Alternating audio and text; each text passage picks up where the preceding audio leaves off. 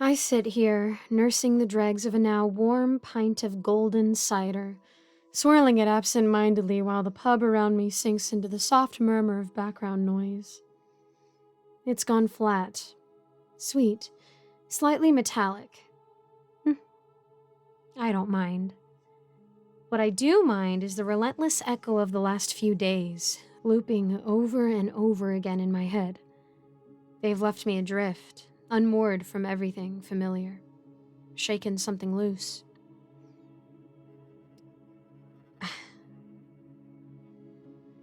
I came here for inspiration. I think I found something else. I'm a writer. Or I like to think I am. That worn-out stereotype. Blocked, bitter, prone to staring out of windows and romanticizing decay. Ideas come and go like birds on a wire. Sometimes they perch long enough to give me hope, but most of the time they fly off the moment I reach for them. 9 times out of 10, I'm left blinking at a blank screen, frustrated, talentless, thirsty. University did nothing to change that. If it had, maybe I'd be like my former classmates, writing young adult trilogies with film options or working cushy remote gigs as content creators for vapid media outlets.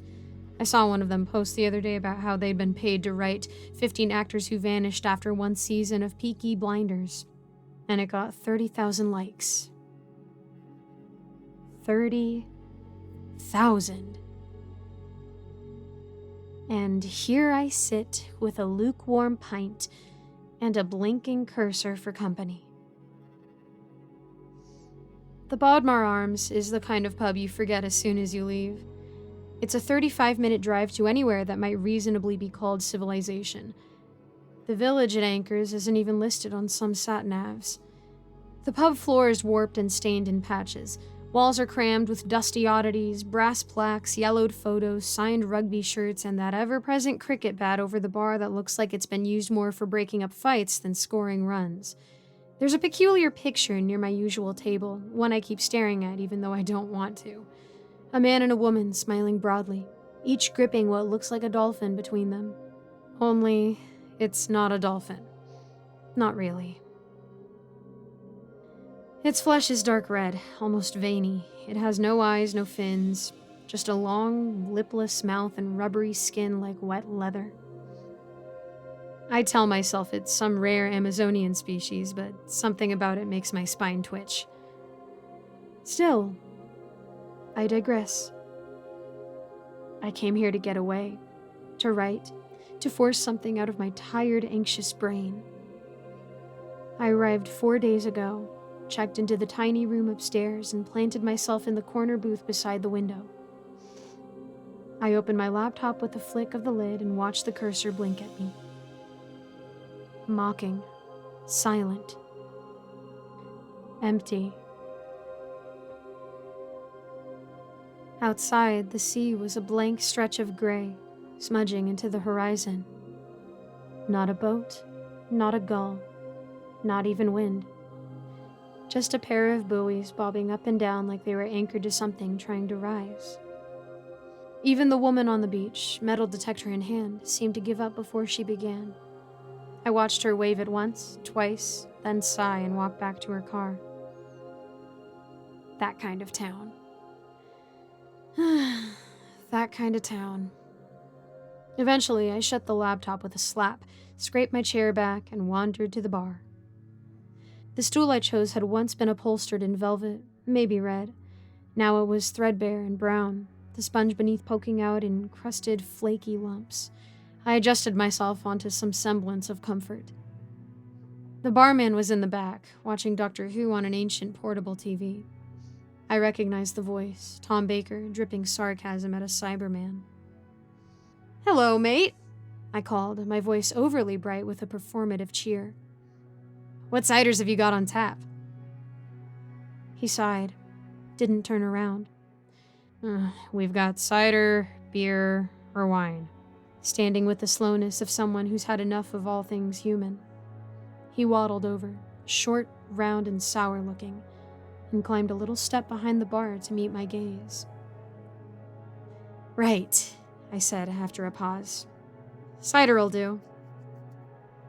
I carried the pint back to my table and opened the laptop again, hoping foolishly that the cursor might have started writing in my absence. Of course, it hadn't. I went to the loo, more out of frustration than need. When I returned, 4 young men had taken the table opposite mine. Each had a pint in hand, and they spoke with the lazy rhythm of friends who had long since exhausted the need for introductions. I braced myself. I could smell the banter coming. But instead of stories about wild nights or Tinder disasters, the one in the black hoodie leaned forward and asked, "So, lads, who's got a tale to spin this evening?" The others chuckled. One nudged another. After some light-hearted arguing, the one with thick neon-framed glasses leaned back and cleared his throat. All right, he said. "Here's one for you, mad one. Bear with me." He took a deliberate sip of his drink. "So this lad, Luke, goes camping with his missus. Long-time couple, childhood sweethearts, but things had been rocky. That night, big row, massive. He finds out she's been cheating on him with his best mate." A low whistle came from the others. "Ooh." "Yeah." So he storms off, heads towards the cliff to get some air. She follows, all apologetic, says it meant nothing, hugs him, says she loves him. He pauses, smiles grimly. Then bang! Knife in the back. The table jumps. Even I flinch. She pushes him, over the edge. He falls, sees stars spinning, cold wind in his ears. Then nothing. Just the sea and silence. The table is silent too. I glance at my laptop, open it up slowly.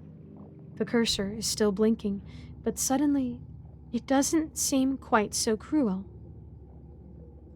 The tale haunted me through the night. It wasn't just the twist, it was the way he told it. Earnest, measured, as if he'd lived it.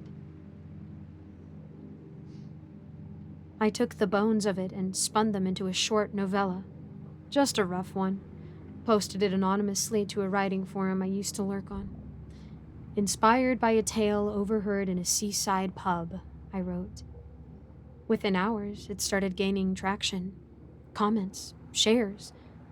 Even a message from an old uni mate. "Mate, this is unreal. You finally found your voice." It felt like being seen for the first time in years. And so, of course, I went back. Day 2, same table, same pint. I opened my laptop and waited. Sure enough, the group arrived, minus the storyteller from the previous night. No one acknowledged his absence. I didn't care. The lad with the shaved head and calm eyes took the lead this time. "This one's weird," he said, "but bear with me." He leaned forward, voice soft. "Sam, that's the guy's name. Out on a boat with a couple of mates. Sam's into boating. Takes it seriously. The others, not so much. They're pissing about and he doesn't mind, just wants everyone to be safe. And then a wave hits. Big one. One of them falls in. Sam jumps in after him, instinct, no hesitation, gets him back to the boat. Other mates pull him aboard, but Sam's not wearing a life jacket. He starts struggling, arms flailing, then something grabs him. Not water, not seaweed. A hand. Big, cold, clawed. He pauses. It pulls, slowly, not yanking, like it knows it's won. I sit, transfixed. Sam looks down, nothing but gray, but he can feel it, wrapping round his leg, not knowing if this was real or a figment of imagination in these last fleeting moments, pulling further and further down. And then, the cold becomes warmth, like a blanket, like sleep. And Sam's gone. I wrote all night, changed the names, added some ambiguity, kept the clawed hand. This one went viral.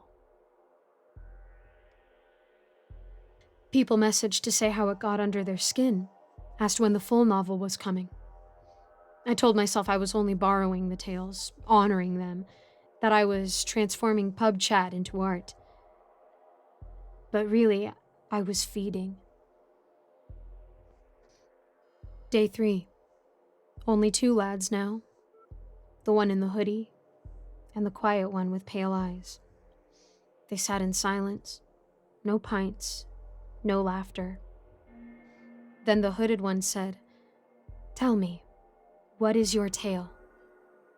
The quiet lad stammered, I don't know. I don't know anything." "Then find one," the hooded figure said. "Know the story. Return when you are ready." The lad left. And then, for the first time, the hooded one turned to me.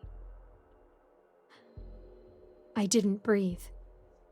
He stared, expressionless, and then said simply, "Sometimes, reality is more compelling than fantasy."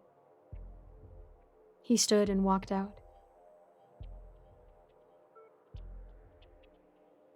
I stayed long after closing. Couldn't move. Eventually, the barman waddled over. "We're shut. Come in every night, sit over there. You must have seen them." He frowned.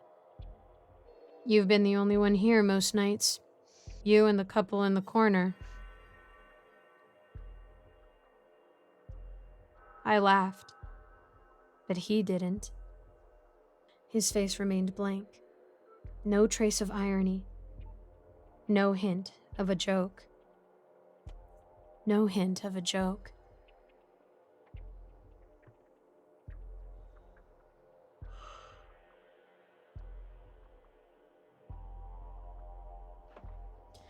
This morning I returned again.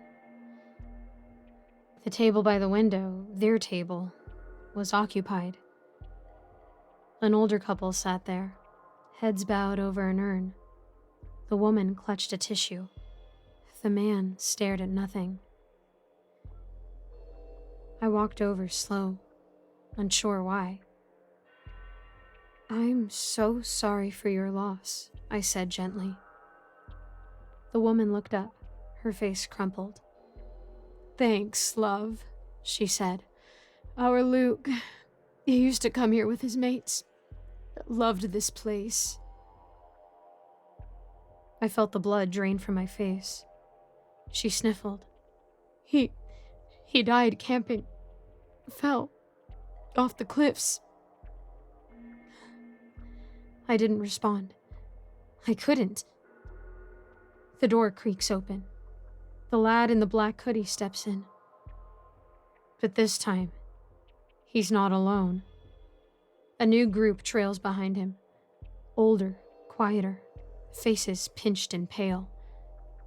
They sit. He doesn't look at me. Doesn't need to.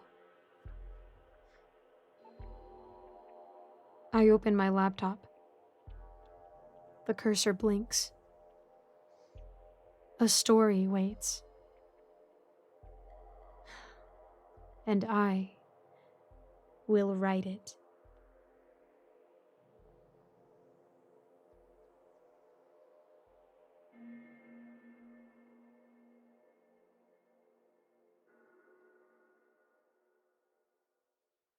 Thank you so much for making it to the end of this video. A quick shout out to my patrons: Old Penguin, Rinku Star, Melissa Perez, Icy Narrates, Seven Cities Journalist, Cupcake Hips, Eric Cifuentes, Alonso, Austin My Love, Ellie Hutmeyer, Jesse Hartley, Lawrence Wallen, Mr. Sankofa, and William Hartley. I always try to link a different charity in the description, so go ahead and check that out. I'm also going to start having more things on my Patreon soon, so keep your eyes peeled. And as always, I'd love to know how I can be praying for you, so go ahead and drop a comment and let me know how I can do that. Thank you so much, and I hope to see you in the next video.